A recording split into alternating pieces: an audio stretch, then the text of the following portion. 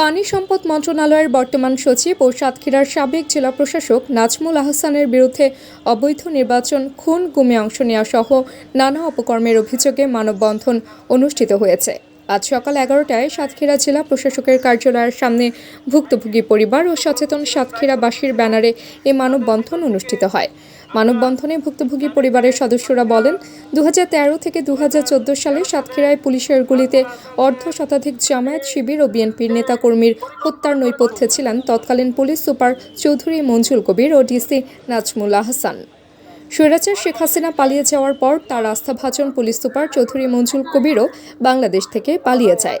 তবে বহাল তবিয়াতে আছেন স্বৈরাচার শেখ হাসিনার অবৈধ নির্বাচন ও খুন গুমে অংশ নেওয়া পানি সম্পদ মন্ত্রণালয়ের সচিব নাজমুল আহসান।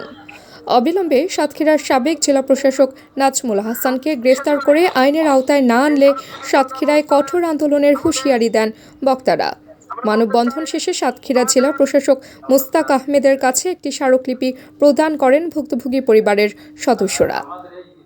তাবাসসুম হক, নীলকণ্ঠ।